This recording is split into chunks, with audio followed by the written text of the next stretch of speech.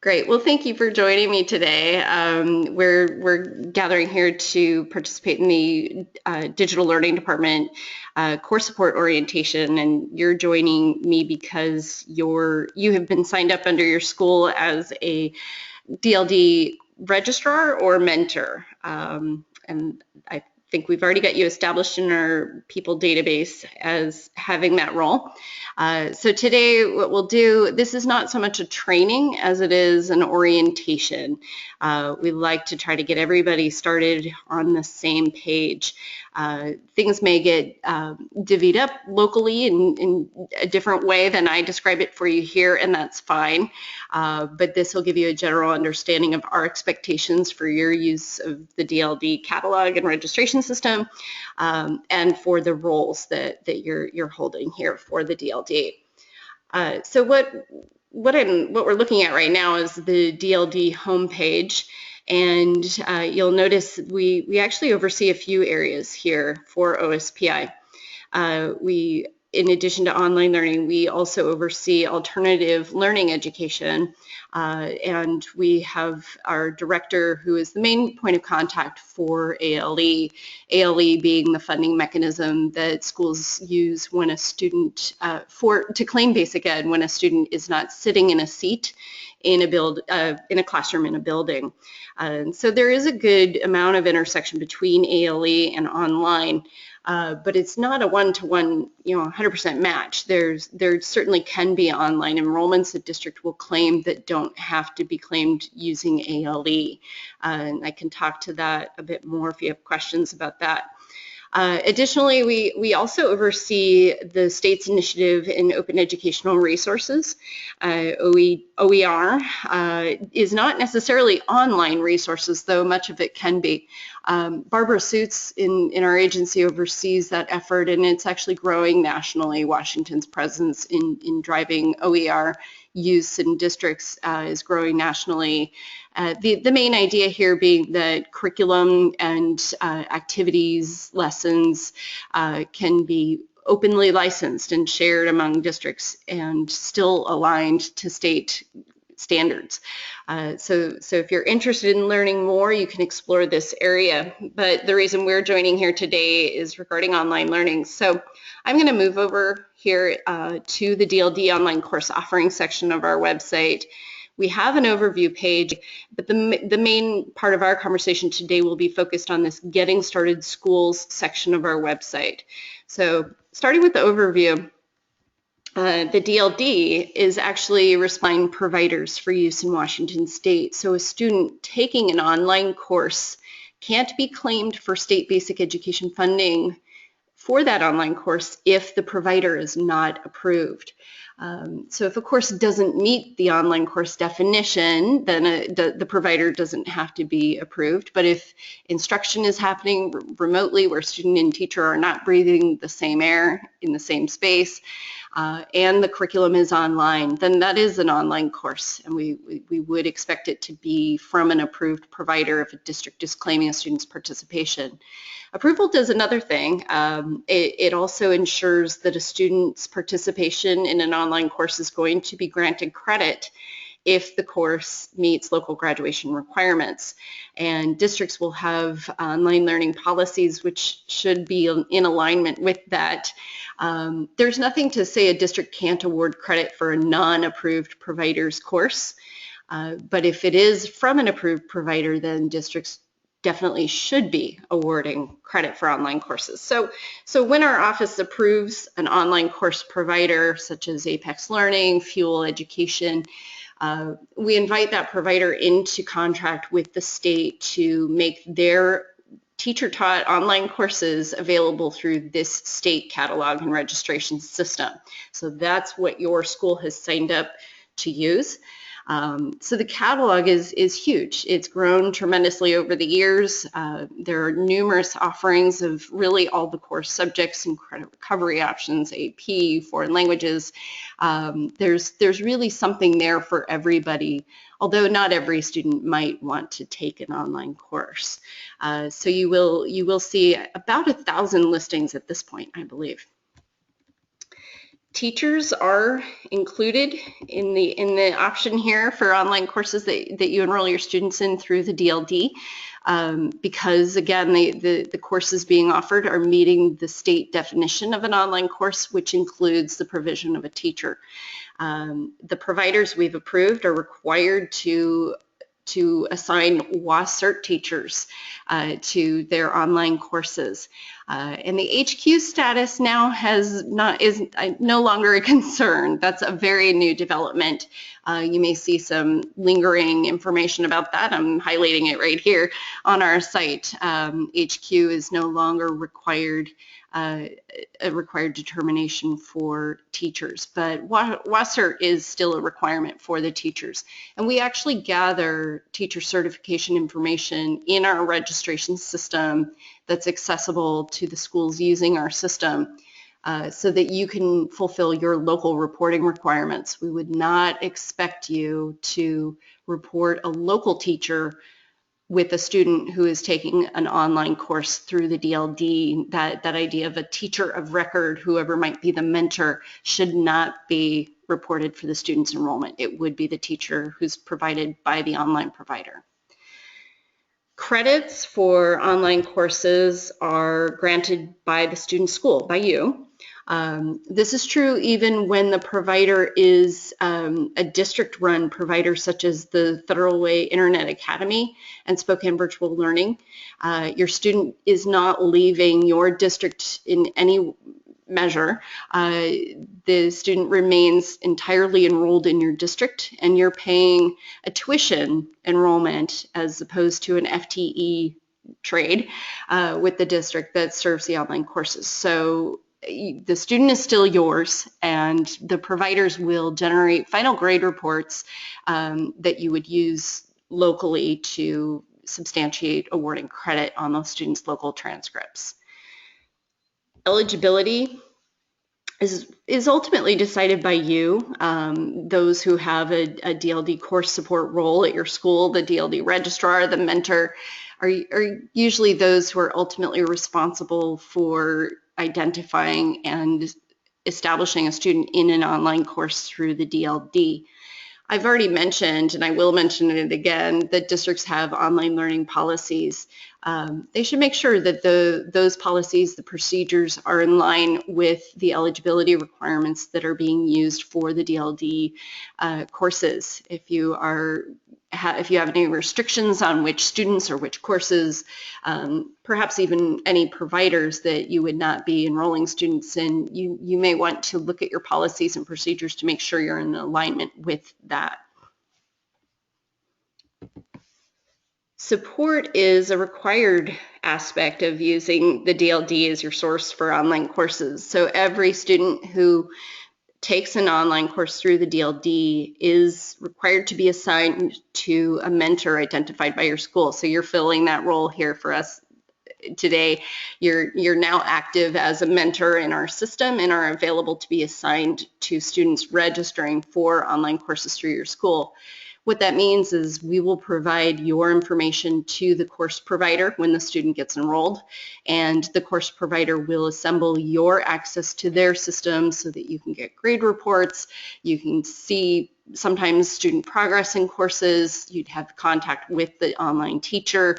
You're that local adult person who is associated with your school, who knows the student is taking an online course and is there to help the student connect, make progress, and ultimately see a grade and a credit for it at the end. Cost, I've already alluded to the fact that you're not exchanging FTE for these enrollments. OSPI doesn't retain any FTE when you register a student for a DLD online course. Everything here is tuition based. You can see our catalog lists the course price. That's exactly the price that we get charged by the course providers. We don't add on any fees, at least not at this point. And the fees that we get charged by providers are just rolled directly over to the districts, the schools enrolling students through our system. You may be sharing the cost of online courses with your students, with your families. If you are not claiming the student for the online course that you are registering them in, then you may do that, but you would of course not want to claim a student that you are also charging for a DLD online course. That would be considered double dipping. But if you have a family that will be paying for online courses locally, then you would need to get those funds from the family locally. We do not invoice families directly for any online courses. We only invoice schools. And that is a segue to invoicing. So we will invoice schools once per term. It's late in the term, mainly because our registration windows are open for a fairly long time through each term, and we try to not invoice until really the dust has settled. We want to make sure that if you're going to see a reimbursement for a drop or a change in fee due to an early enough drop, that we're not charging you for it and then having to cut a credit or issue a reimbursement.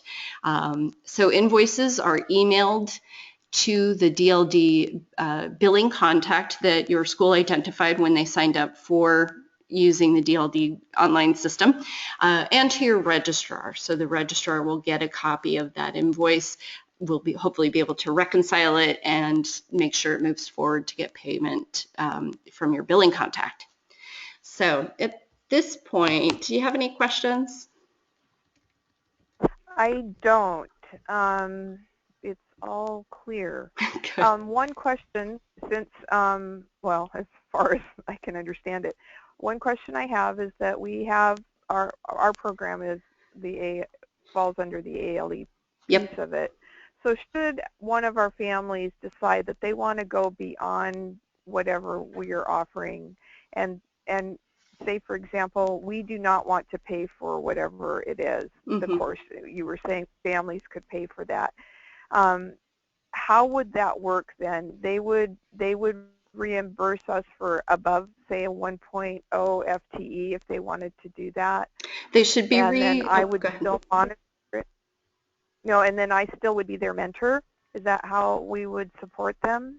Yeah, so the question being, if an enrollment is coming in that's beyond a student's 1.0 FTE, whether under ALE or not, could you charge the family and still support them? And yes, the answer is yes. We don't take any registrations directly from families, so there's really no way for families to access this system without your coordination. Yeah, and ultimately the idea is that you're still providing support to the student, making this an option to them, to make sure they're also ultimately going to see credit for their participation in the courses. So many district policies and procedures will indicate that they don't award credit for courses taken outside of this use. That if a student wants to take an online course and get credit for it, they have to come through this system. So even if they aren't paying for it, so yeah.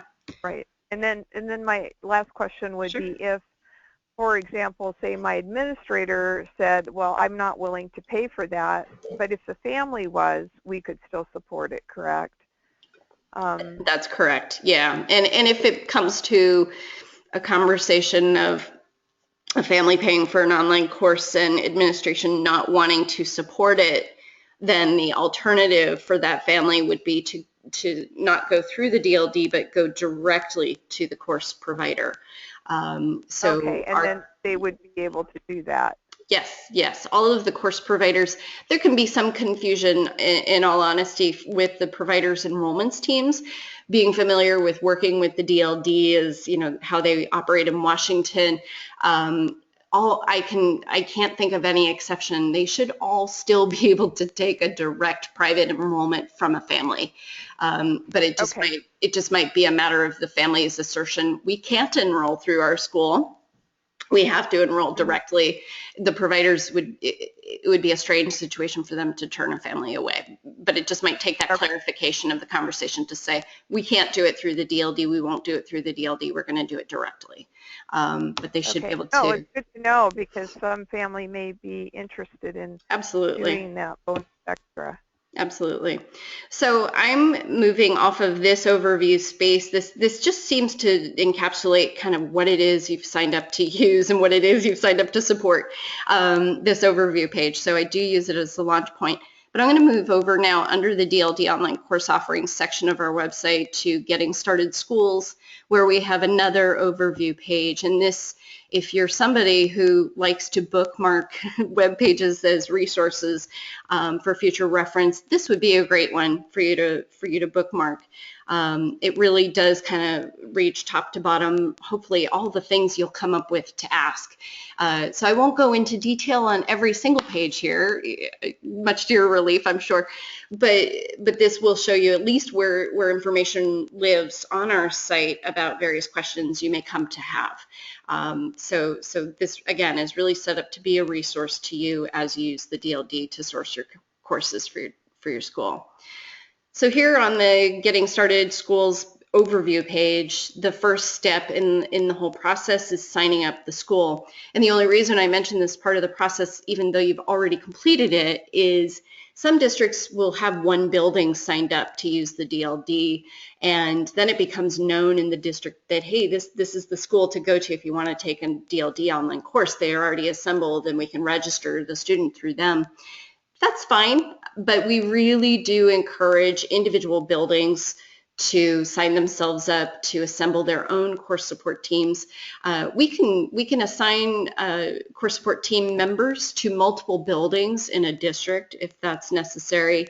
But ideally, there's ownership locally at the given building, and this will help make sure that the DLD records align with what is getting reported in the district for your online enrollments. If a student is being reported under the high school, then that's where they should be enrolling in a DLD online course from. So if you get hit up to register a student from another school, you might facilitate that, but also initiate the conversation to have them sign themselves up and get established here with the DLD. So there's a short sign-up form to do that. Doing so gets a ball rolling out of our system. You'll get some auto emails from our system saying, okay, you've signed up and you need to assemble now your course support team. Here's what that's comprised of and the next steps for those team members, and provide links so that message can get distributed locally to whomever is going to serve on that course support team. And then they will come through the process like you are today. In addition to that, once the sign up is completed by the school, we really do encourage administrators in particular to explore these practices for success that we've generated here. We had a staff member who had previous experience in a DLD user school who really had an appreciation for the idea of supporting students from the top level of the district.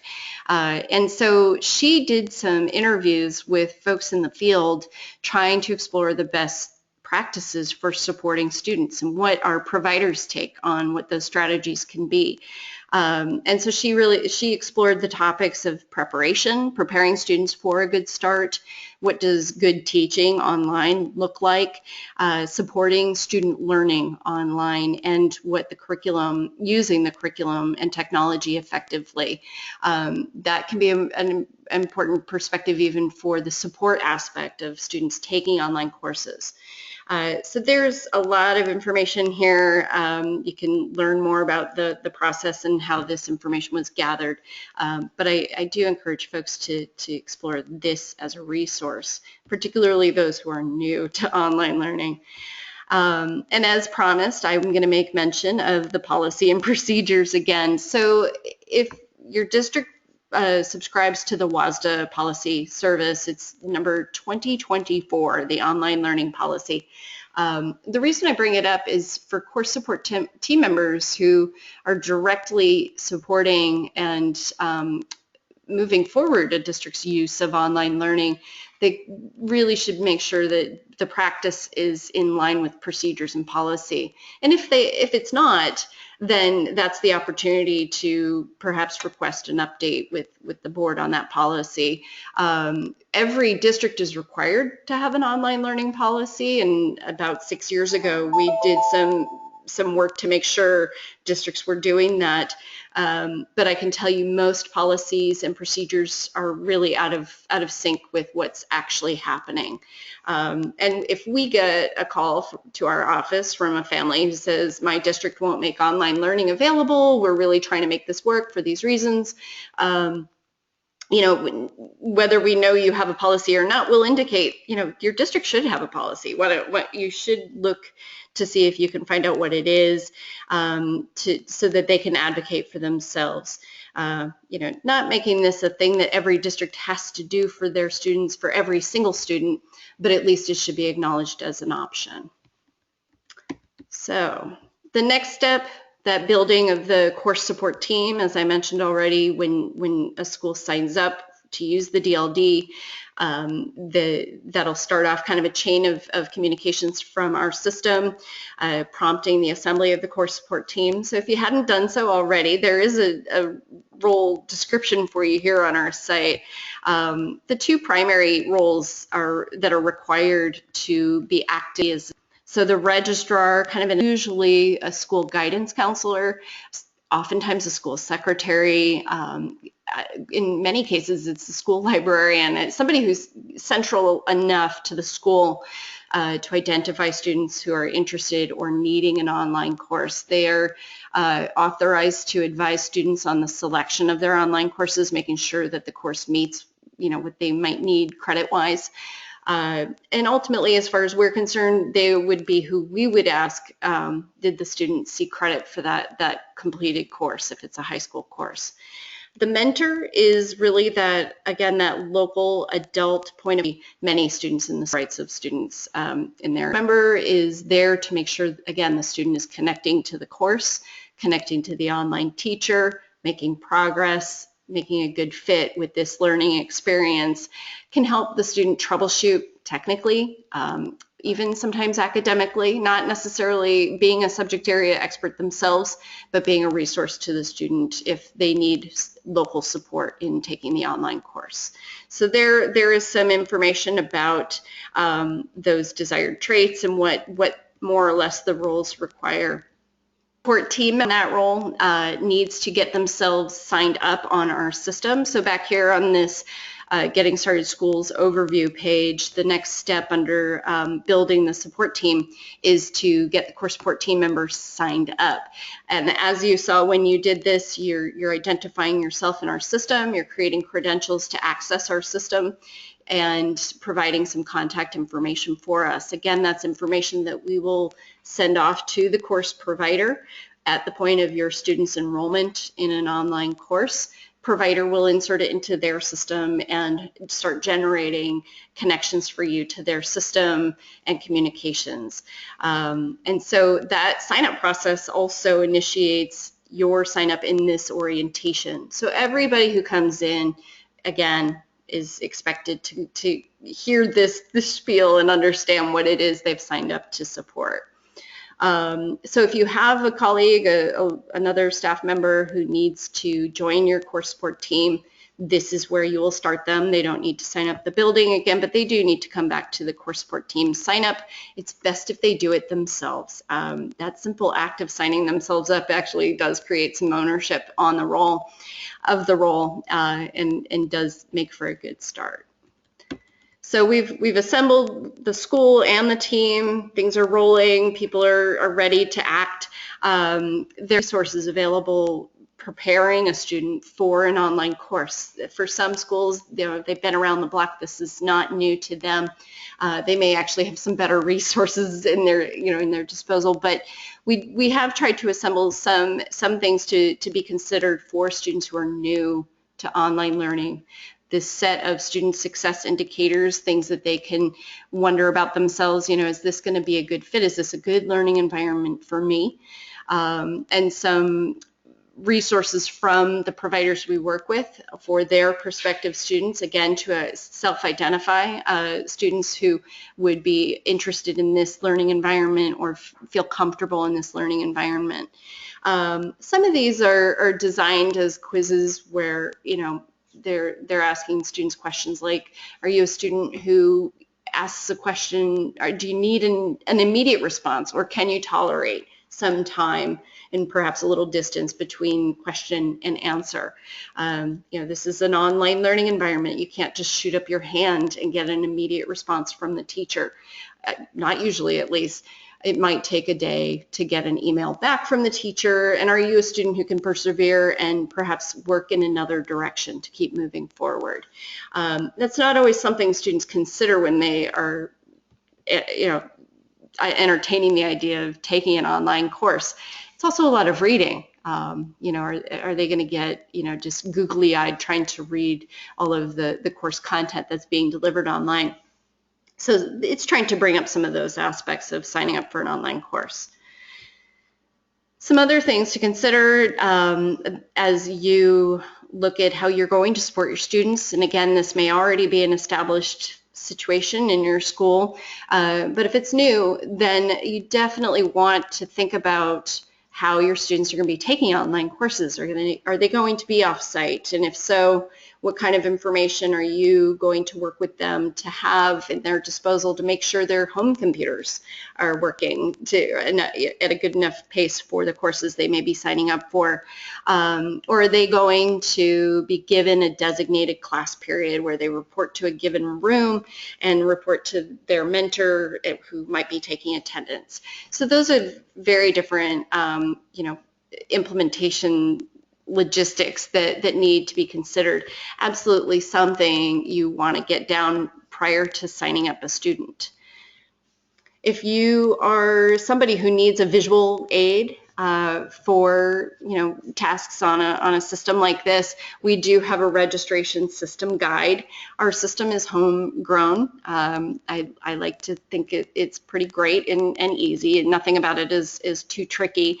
But this registration system guide will give you a sense of the flow and where you'll anticipate needing certain information and being given certain information. So that's there for you. We do provide here a link to online registration, and actually there's a few links for that. You can see on the left-hand navigation, again, under Getting Started Schools, there's a link to registration to log in there. But my favorite link is off our home page. Clicking on the DLD emblem, the OSPI emblem there, you can see the sign in, start regging. But this is actually what it looks like for a staff member who might be assigned to multiple schools as a registrar. If you have 2 high schools and there's 1 registrar, they would be able to choose which building they're going to submit registrations for. So I'm going to choose the DLD and move forward, and you can see I've been here a few times. And just a quick tour of this page. This view is a registrar, not a mentor's view of the system. So a mentor does not have the ability to add a new registration. Mentor use of the system is actually fairly limited. We want to make sure we don't put too many cooks in the kitchen to spoil the soup, so to speak. So, you know, we try to keep the role designated for 1 person. Of course, you can share the login. We won't tell. It's fine. But we want to be able to look in one direction if there's a question. So you can see I've already submitted registrations. When I've created a new registration for a new term, that term will appear here, and I will be able to click in to see those registrations. It's not showing here now, but had I started a registration that I did not complete and submit to the system, it would be sitting here as a saved registration. So that's why we designate this as the submitted registrations. There can also be saved registrations. So you can come back to the system, complete a saved registration, or remove it. I mentioned that the providers supply teacher information to our system, and you can gather that information directly off of this registration home screen. So you can choose the school year you're looking for the teacher data from, and we've provided a bit of information if you're not finding the information you're looking for. But ultimately it should be enough for you to fulfill what you need locally for your reporting requirements.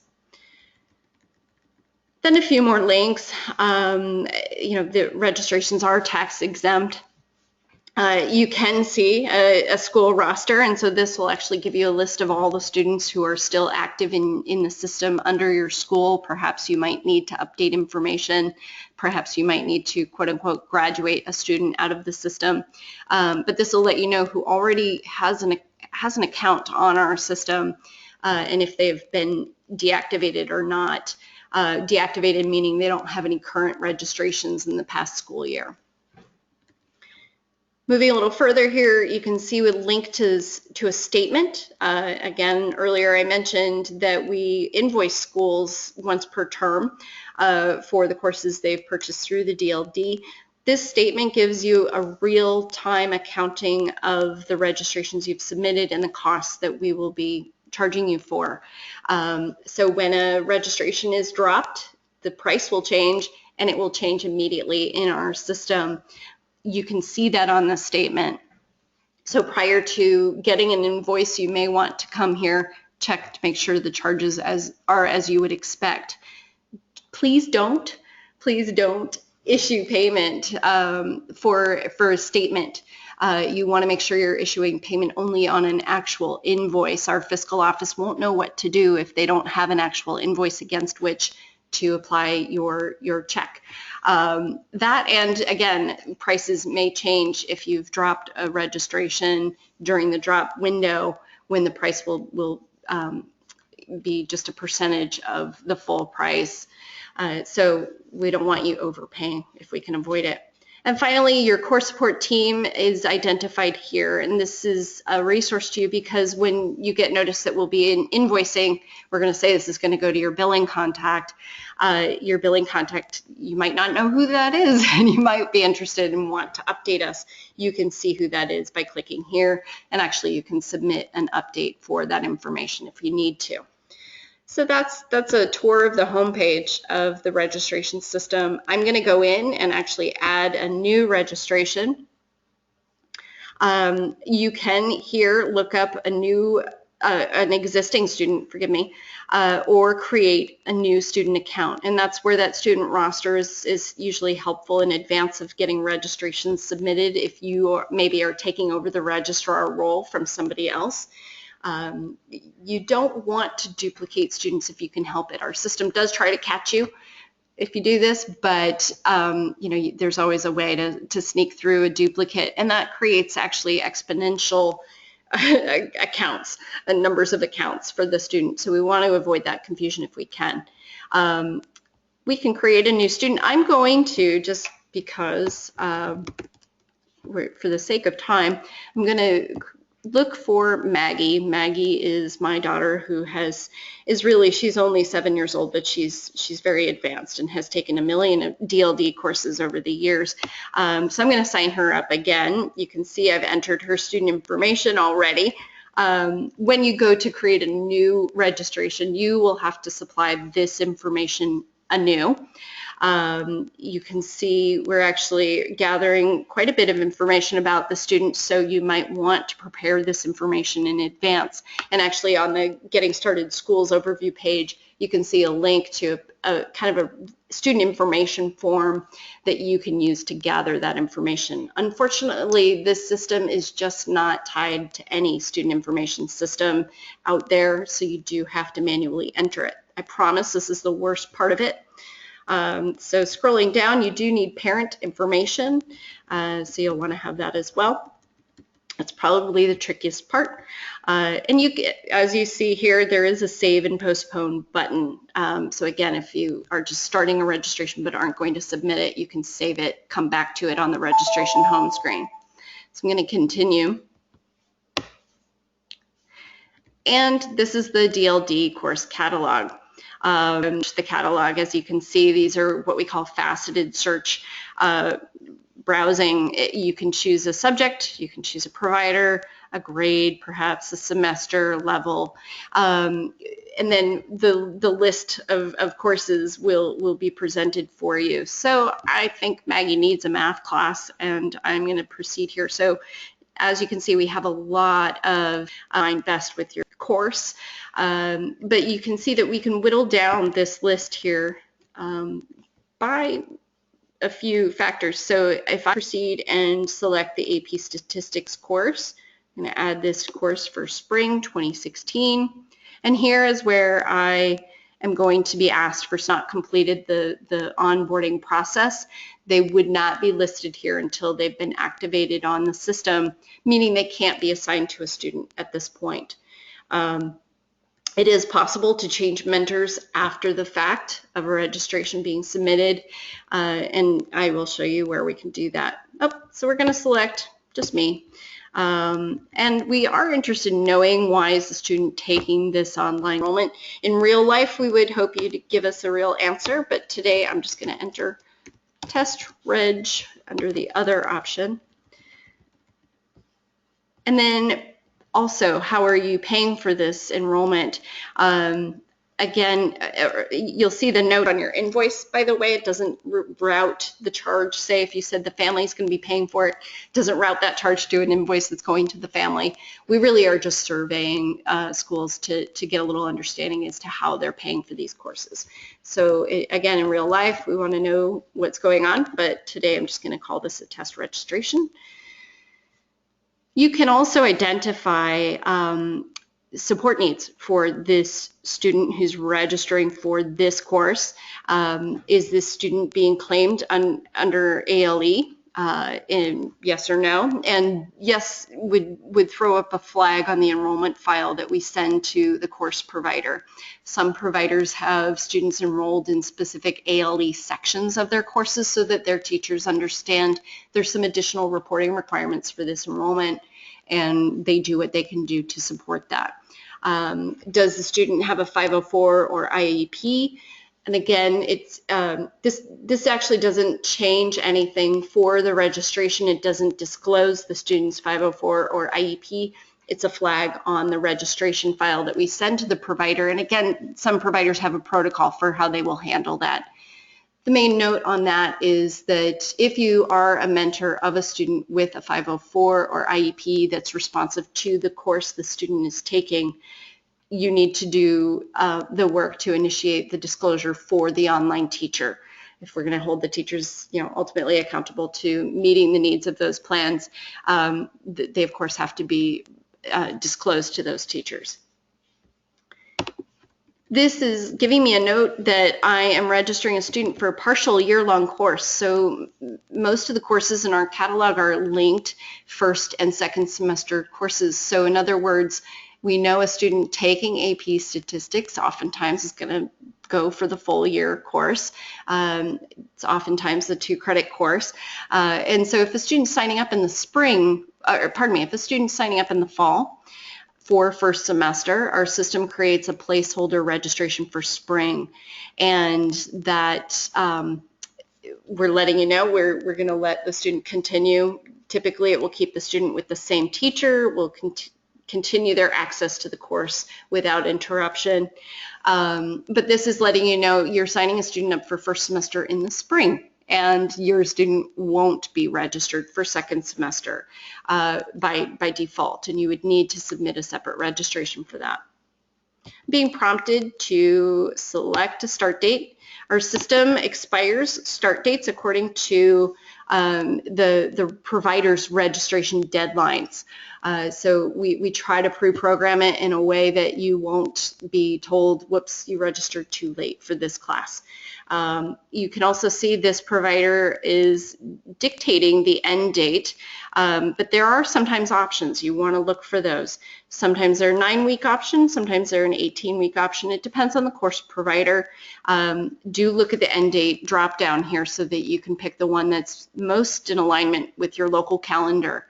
And I say most because an important caveat for you and for your students is to know that the dates on the online course are truly the dates the student's going to be expected to participate in the course. the provider is not privy to what your local calendar is, and they are not, going to say, well, you signed up to participate until May 6th, but we know you need really until June 1st. It doesn't magically know that. So do know when you select the date that that's actually the date on which the student's access will end. This course requires some textbooks that does not require them, but has some optional textbooks. They can be ordered from the provider, so they're available here in our system to have the provider ship them off once they receive this registration. It's an optional textbook. You can go and find it online if you would prefer to do so. The caveat with that being that if you don't have the provider buy it when you're able to have them buy it, you then are on the hook for making sure the student has the material in hand when the course starts. I'm going to continue. You can see the registration I've assembled for this student. You can see a summary statement. This, by the way, if you are going to charge your families for an enrollment, this is probably your best example of a receipt, and you may want to print this page so that they see what you're being charged by OSPI, and this is what you will be charging them for the online course. Anything after this on the main statement page is going to include all charges for all of your students' registrations and not this given student's registration. You can also see we can edit registrations at this point. You can remove because the student's name as it's entered in our system travels to multiple accounts. And so if you've misspelled the student's name here, it's very likely it's going to be misspelled elsewhere, and in some cases in places where they can't be fixed after the fact of creation. So try to ward that off by taking the extra second to review and make sure you've got it correctly entered.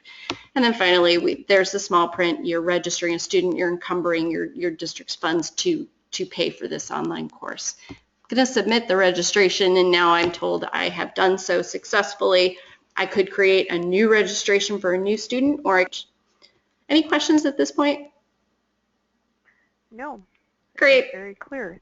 Very good. Yeah, like I said, it's not a hard system. It's just there's lots of details. So I've submitted that registration. If you're taking notes, this is one to make. The next step for the registrar is to come back in here and now view. I registered my student for spring 2016. Now view that registration in our system. Going to give you, going to be dead in the room, that you come back here. Locally, you do need to decide, is it the registrar who's going to gather this information and hand it off to student, or is it the mentor? Either mentor or registrar, both of you have access to the information that's important here. Mentor would be able to log in and see their students and pull up the student information that I'm about to point out. But make sure that's established locally as to who's doing that. We'll get calls at our department from a student who says, I can't log into my class. Well, oftentimes it's because they didn't get this information. So you can see here these down arrows, they expand the view to include quite a bit more information. Specifically, the course that they've been signed up for, the status of the registration, the provider of the course, their start date, their end date, and then this information, this is the crucial bit, their DLD email account. So every student who's registered for an online course through the DLD is given a DLD email account on our system. It's actually on gaggle.net, which is a web-based email client. It's a closed system, but it's the email address that we will give to the course provider for your student. This is where the two will connect. So if you don't give them their email address and their password, student won't know which account to find their course login information that the provider is going to email out to them in advance of the course start date. So that's kind of a huge thing. So we have a print button, by the way, for each registration. If you click the print button on the registration, it will print just this student's information and not your whole list of kids' registrations. Don't do that. It will give everybody's information. You can see also, so once you've got that part done, this is also the space where you can come back and change a mentor. So if you're joining here midstream, you've got students who maybe you're going to take over mentoring for, but who are currently assigned to somebody else. This is where you would come in and you can change the mentor. Doing so will generate a change file on the DLD system that we will process with the provider. We'll notify them, hey, new mentor on this registration, can you get the new mentor into your system, and on their merry way. This is also where you can email the DLD. This button will create an email form that provides the DLD with information about the registration you might have an issue or question about. So it helps us help you.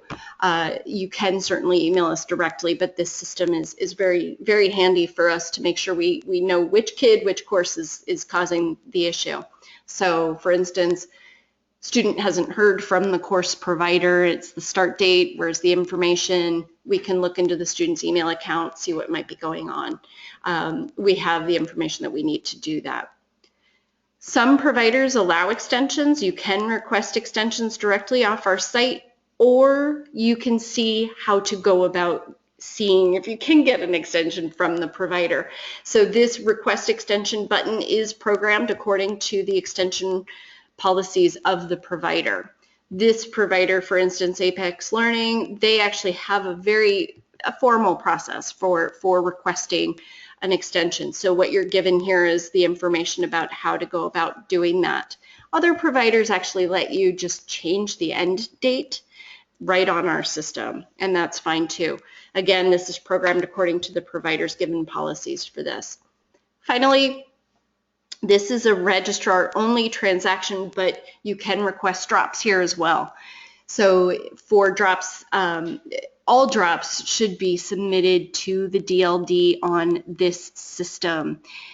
Mentors, registrars will ultimately have access to provider systems directly and sometimes be able to request drops directly. However, the registration originated in our system and we're the ones who are going to charge you. So you want to make sure that we're in the loop if you have a student dropping a class. So you can request a drop right here, and we have a tiny survey.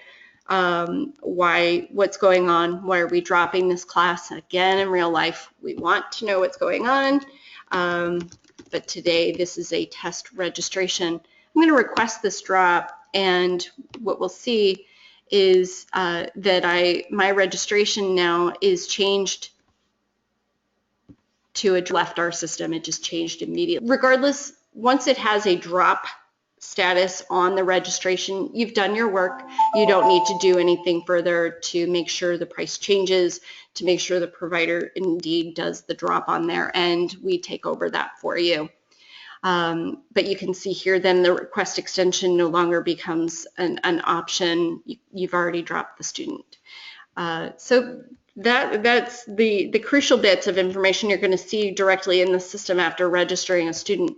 I'm going to go to another registration I have in this queue just to point out what it looks like when a student has an IEP and this registration has been flagged as belonging to a student with an IEP. Some providers have forms for doing that exchange of information, and we present it here. We've tried to make the process a little easier, or at least a little more upfront. The provider certainly will follow up. If they catch wind this is an IEP student, they will proceed to try to get that information from you. But we've tried to present it here as well. So you'll see this little alert and then the form for disclosing the student's IEP. I'm going to, at this point, go back to the Getting Started Schools section overview page and just get us back through the processing a course provider that's actually, and some things to definitely be considered prior to submitting a registration like we just did. There's lots of ins and outs on this, and we have information about all of the of who they are, what they're offering. Sometimes that will drive details that are really useful to know about a course provider that we had assembled really with the in the mind of, well, so now you've registered a student for, fuel education online course. How does it work with Fuel Ed? Do they take extensions? Do they have proctored exams? Where do the books come from? That information is what we try to include in provider caveats. And really, that's information that might be helpful to know before you choose a provider. So we've disclosed it here at this point. You can see we've got this information for each provider. So if you have that kind of the provider, you can initiate support from the DLD, but sometimes this might just get you the answer you need. The calendar often drives who you're going to be working with. At this point, over the years, we've really kind of worked providers into what will in a week. Not everybody does that. Spokane Virtual Learning, for instance, they have a set range of days that they will start students in online courses, and those are the days that are available, the only days. Referring to the calendar is going to be useful. You're going to see also the last add date. This is a per start date, last add date, bit of information for you. So for instance, Advanced Academics offers the rolling Monday starts between mid-August and mid-November for fall term. The last add date for a given start date is the Wednesday prior to the start date. And then we try to identify for you the date at which, the end of the term. When is the end of the term? You have to register students by, say, November 10th for the November 16th start date. End dates are actually highly variable. Again, sometimes you get to choose an end date, and sometimes they're driven by whatever start date you've selected. Sometimes it's just a range of weeks that are allowed. We try to describe that for you here. And this information should align with what you see when you go to register a student and are selecting an end date. So we don't try to make surprises. They happen, but we don't try to make it that way. So again, the calendar might drive which provider you're going to work with just because of availability. ALE support, for some schools, it doesn't even cross their bow, and lucky them, but for others, it's a huge concern, whether ALE is considered by the online course provider. So we've done some work to gather information from the providers about how they support a student taking an online course who's being claimed under ALE. And there is a bit of ranking here as to how fully or not fully they support ALE requirements. And we try to describe what that is. So you can see here, C Fitness Academy is listed as a fully supportive ALE course provider. Unfortunately, they're lacking their contact information. I'm just noticing that. That should be disclosed here. But we do named for the online course you're going to explore before aiming at NCAA college to have very specific requirements for their athletes. And so you do need to be mindful of NCAA approval of the online providers for those students. The responsibility ultimately, as far as NCAA and truly your district are concerned, is on the student to make sure that the provider they might be taking a course from is eligible. But you could be a support to your student if they are in fact needing that. We've worked directly with NCAA, and they have advised us to not be a filter of information, but really to direct people directly to their site, so that they can make the determination, is this provider NCAA approved or not. This doesn't matter until it does, until you have that student who needs this. So just keep this in your hip pocket. There is an NCAA information page on our site with directions about how to help students with that. And this is about a lab-based science credit. Student courses to fulfill a lab-based science credit, but they do. And the determination of a course being procedures for doing that. So what we're trying to highlight here is to help you make that determination about an online course for a student. So this, I won't go into this in detail, but if you know at the point of registration, student needs the lab-based science credit, is pursuing that, this is the information that's going to be available to you. So again, lots of factors play register. The course selection guidelines, I won't go into this too specifically, but just a WASCERT teacher. So you could go to those courses, the likely explanation being not all of their courses are available with a WASCERT.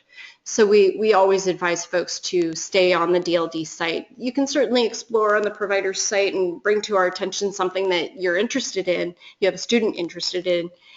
We can inquire with the provider to see if in fact it actually is available or not. But the default idea is that what's in our catalog is assured to have a WASCERT available and will meet the requirements of law as being approved.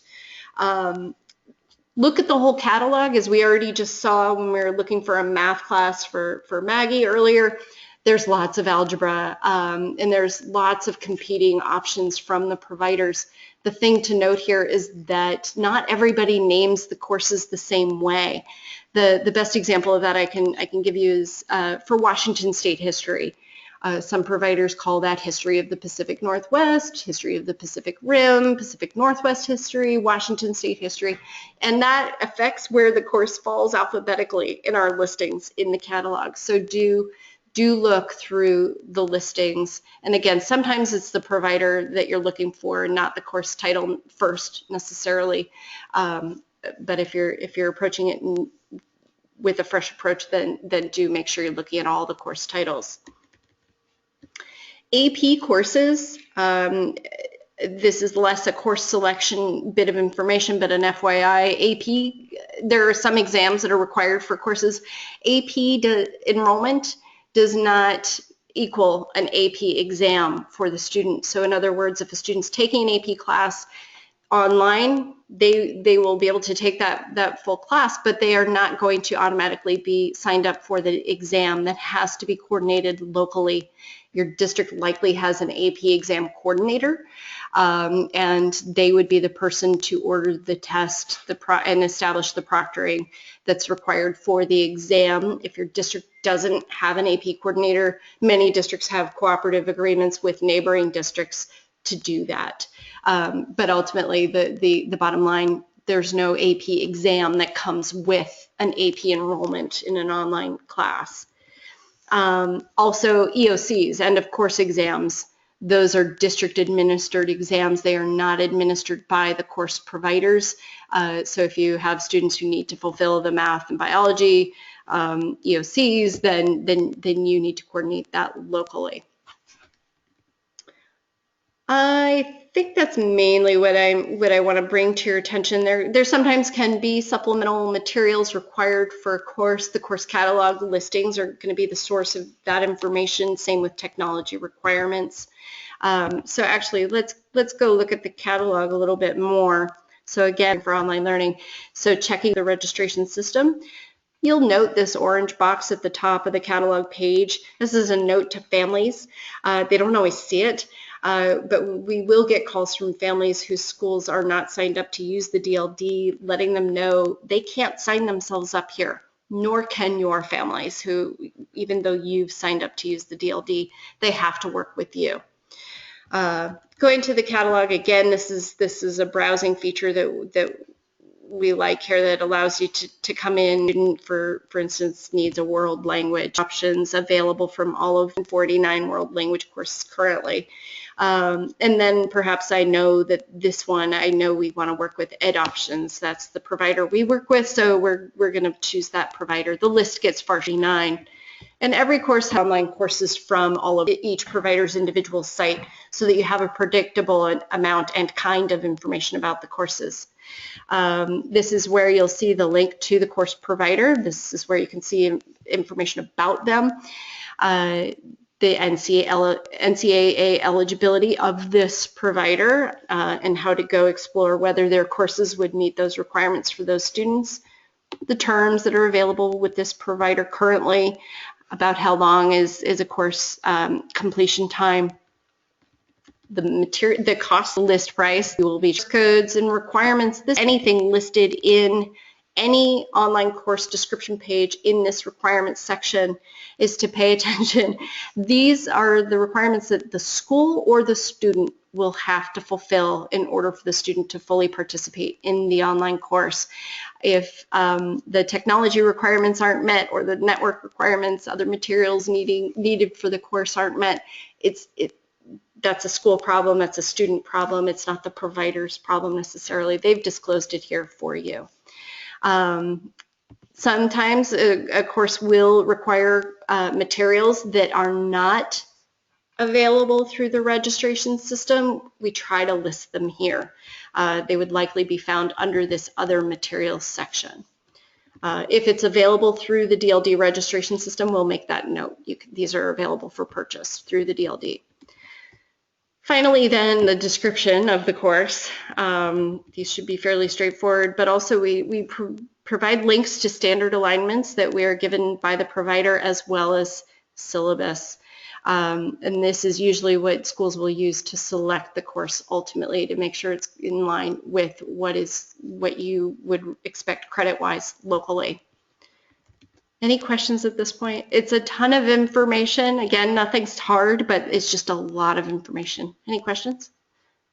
No, you're wise though in the highlighting the NCAA part. I have a friend whose children qualified for that, and they had to be very, very careful. Yes. About their credit loading, or they would have been denied the scholarships. Yeah, it's heartbreaking. We've often gotten called because there is an appeal process, there's a registration process. There is a registration what's next checklist, and I've already kind of alluded to some of this as far as kind of how things unfold. But it's helpful to kind of bring you to this page. So what we would expect, again, you need the login information to their DLD. Provide a way for students to log in. So there's a DLD student email link directly here. There's a Getting Started Students page has it. But my favorite, again, is off of the DLD homepage. You can see right under the link in the sign-in section to the registration system, we have a DLD student email page. Here they provide their entire email address and their password. Savvy students will see that they can, down the road, just log directly into gaggle.net. That's fine. But for you, it might make a lot of sense if they know they're registering for a DLD class, that they're going to come in off the DLD site to log into their student email. So that's fine. Some schools have a fairly robust support system, and with that, a local orientation. Issaquah School District, for instance, has developed a pretty high standard program in their district for online courses used through the DLD. They have a centralized registrar and mentor who works directly with kids at every building to get them situated in their online classes. They gather in a computer lab, and everybody's got their DLD email account to log in. They go through the exercise of logging in together, locating the welcome message from the course provider, reading that information and discerning whether the provider might have an orientation or not, making sure the students can get themselves online onto the course, touching the course. Can be a huge measure for success in the long run. It takes a lot of upfront load, but it usually ends up helping everybody in the long run. Letting students know who the mentors are. Sometimes that's really obvious, but in big schools it can be painfully not obvious, where a student gets registered for a class or they talk to their counselor and they get signed up, but they don't know what's happening next. They don't know that there's actually some adult in the building who knows they're taking an online course, who's assigned to them to make sure the student's connecting. So make sure that that's happening. So again, it's either going to be the registrar to communicate that to the student, or the mentor themselves. Again, it would be helpful if you knew ahead who's going to hand off that getting started information to the student. Having it be the mentor is a really great way to drive that connection between student and mentor. It can be very isolating for students to just get signed up and knowing they don't have a local teacher can be very isolating if they don't have that, just even the first touch connection with a mentor. Letting them know any books, if there have been books that have been ordered in the registration process, they've been ordered, they will not be sent to the student's home. That's huge, particularly for parent partnership programs. The families should not be checking their mailboxes. The materials really should be sent to the school at the mentor's attention. And so partly that's due to the fact that if you're registering the student and you're paying for the registration, you're paying for the materials, those are actually school/district property. You may need to inventory them before giving them out to the family. So just so everybody knows, they don't go home, we've done that years ago, and I can tell you homes are kind of black holes for those materials. We don't know if they ever arrived and if they are using them. So that's what you have there. Some providers, I already kind of alluded to this, have orientations. Federal Way Internet Academy, for instance, they don't let students touch the course content. They don't even assign the teacher, officially speaking, until the student has completed the orientation. It's such an indicator of success, the ability to log in that first time and follow the steps to the orientation for that program, that's how they run. They just don't let students in the course until they've gone through that orientation, making sure everybody knows, where do I find my assignments? How do I submit them? How do I get in touch with my teacher? What's the acceptable use policy? What's netiquette? All of that kind of thing that really helps just establish the student in the course without trouble. Once they're enrolled, students, the enrollment, by the way, usually goes active on the start date. Sometimes it can be a little prior, a few days, but really we look at the start date as the launch point for an online course. That's when also mentors will start to receive communications from the course provider. Either their own login to the provider system. If you've got a student registered for an advanced academics class, then you're going to hear from advanced academics with your login to their Rhodes system. You may also see a copy of the student's welcome message. Fuel Education does that. They'll copy the mentor on that information so that the mentor has it in their hip pocket when the student says, I don't know how to log into my class. Okay, well, here's what the provider gave you, and this is how we start. So do start looking for that information once the start date comes around. And then the next step, contact the DLD if either the student or the mentor communications aren't coming through as you anticipate. If it's the start date and nothing's happened, no email in the DLD student email account, nothing's come through, then there may be a glitch. Something went wrong. It's a very technical system. A lot of it is system driven, but there are humans involved and glitches happen. So we want to know as soon as possible if something's wrong with a registration, so that we can connect with the provider and see which end it happened on. Could be a mistake. You registered the student for geometry when it was supposed to be geography. We can fix those things usually pretty quickly. So be communicative, be proactive for yourself, look for the information as it should be unfolding, and if it's not, then bang on the door and say, give it to me. Make sure I get that, please. So after the fact, now, there's a bit of resources here for mentors, and again, I'm not going to go through this in a large amount of detail, but some resources for mentors if they're just trying to get some good idea for best practices on supporting students. You might have a support model that has your students very independent, but I would still encourage you to look at this because you can adapt these best practices to how you're doing DLD courses locally. So organizing students to get off to a good start, organize yourself to get off to a good start. What does that entail? What kind of information seeking do you need to do prior to really jumping off and getting started? Suggestions on initiating contact with, who should really be a triangle of support to the student, the teachers, counselors, parents, making sure we're communicating if this course is working for a student or not, or maybe it is, but the teacher's not working out for the student, or something broke in the course, make sure that folks who can actually help the student are in the know. And then for mentor, what approaches to make for monitoring progress. Again, your information is shipped off with the student's registration. You're going to be folded into provider systems in varying ways.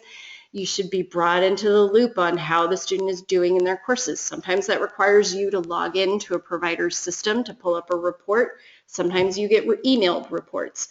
So this monitoring progress piece tries to describe for you what the approaches could be for you to stay on top of student progress. For ALE enrollments, you know that's an important thing to be mindful of, because locally, ultimately, you're the ones responsible for that kind of reporting.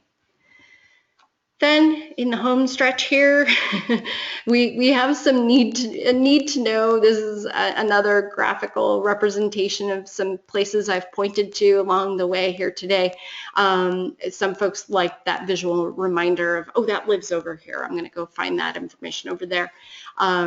This is a little printout you can make for yourself for that. We do have a listing of all course codes that are in the catalog if you need them. This sometimes raises questions. That's fine. Reach out to the DLD. We're your primary source. Again, we gather catalog information from providers. They've given us state course codes for their courses, but if you have a question, by all means, ask them. Don't suffer. You know, if you have a discrepancy on your end as far as what a course code should be when you report an enrollment, but this is just a resource for you to gather all that together in the same place. And I've alluded to the drop policy, but I haven't described it for you yet. We have an umbrella drop policy with the DLD. This is the drop policy we've written into every single one of our contracts with each course provider we work with. So they might have their own drop policy, but as far as the state is concerned, as far as DLD is concerned, this is the drop policy by which they will charge us and by which we will charge you. Our system is programmed to operate in this policy. So for registrations you've submitted to the DLD, if you drop a registration prior to the online course's start date, there's no drop fee. So just as I showed you just a few minutes ago when I was registering Maggie and then I turned around and dropped it right away, that status changed to dropped. What I didn't show you is the price changed from $284 or $300 to zero immediately. Our system did that because it knows it's not March 6th yet. The start date hasn't hit yet. If a registration is dropped on the start date and through the first 10 school days of a course start date, then it's a 25% cost. So if you have a Monday start, look out the second Friday. To that second Friday, that's your window for that 25% fee. I encourage folks, registrars, mentors, if you're heavily involved in this, mark your calendar. Once you know a student start date, count out those first 10 school days and maybe give yourself a few days back, say that second Wednesday, to check in with the student. See, is this course fitting? Is this working? Are we making progress? Have you logged in? Or do we need to drop? And if we need to drop, let's do it before we have to pay 100%, because after that 10th school day, the drop policy makes it a full charge for a drop. And there's a little exception to that. The DLD OSPI does not have a courses budget. It's truly a pass-through. We charge you, provider charges us, and it just passes through us. So we do reconcile our charges pretty closely for this. Materials, if you've ordered materials through our registration system, the big caveat here is that those should be considered materials bought and owned. The return policies with the providers that allow us to buy materials through them vary, and for them it even varies on who their supplier might be for a given book. So we just don't get in the mess of it. So much of the time the return shipment cost and the return fees are such that you're outstripping the cost of the book itself. So do be mindful of that when you're buying materials, that money is spent and gone. So there is summer school through the DLD that usually gets prepared in the next few weeks here, you'll start seeing the summer catalog getting unveiled on the DLD site. There's no major release date. We try to release things as they become available from course providers, as they disclose what their summer catalog looks like. Oftentimes it's a subset of their full year, regular school year calendar, but for some providers it's the full option list of options. So look out for that. You can inquire if you're not seeing information when you need it. Mentors are required for the summer. That link here at the bottom of the page about summer school does indicate that yes, we still require the assignment of a mentor. What that mentor support actually looks like over the summer is up to you, but we're gathering your information, we're providing it to the course provider, and as far as we're concerned, your students should be connecting with you if they have trouble with their course. So that's something to consider as to whether you're going to facilitate enrollment or not for summer school. And that is it. That's kit and caboodle, and I have taken up the full amount of time. I'm sorry for that, but I hope this was useful information. Again, it's a ton of information, but I think the important thing is that you know it's here. You can come back, or we drive this off the website so that you have this as a resource to come back to. I think in close, I would say if you have questions or concerns about a registration while it's kind of in process, the DLD is your main source for help or assistance. If there was an error or a problem in getting the registration started, you didn't get the welcome information at the start date, the DLD would be your primary source of support for that. But once a student is started in an online course, if you have technical issues or teacher issues, the provider is really poised best to help you there.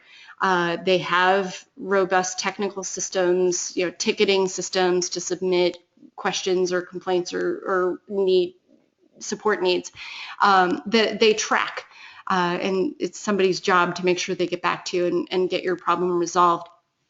If, though, you've reached out to a provider and you're not getting resolution there, then absolutely bring the DLD in. We contract with those providers. We also oversee their approval, their approved status here in Washington. So they tend to be responsive when we step in and say, hey, we have a problem here with this registration. They don't always resolve it perfectly. Our job has been to gather the information from all of the parties and make sure that the people who can affect a change have that information, and we leave it to them. And oftentimes it does resolve well, but sometimes it just doesn't. But at least allow us to assist you so that you have the good chance of seeing a good result for your student. With that, any final questions? No, there's already things I can use with a new student I'm meeting with on Monday, so I'm thankful for that. And I wish you well in your new position. The state has lost a valuable resource, but your new program has gained a great person. So congratulations. I appreciate that. Thank you very much. Thank you for your time today and for being flexible. I wish you well. I hope this sends you on a good front here. So. Okay. Well, thank you, and mazel tov. Take care. Okay. Bye. Bye.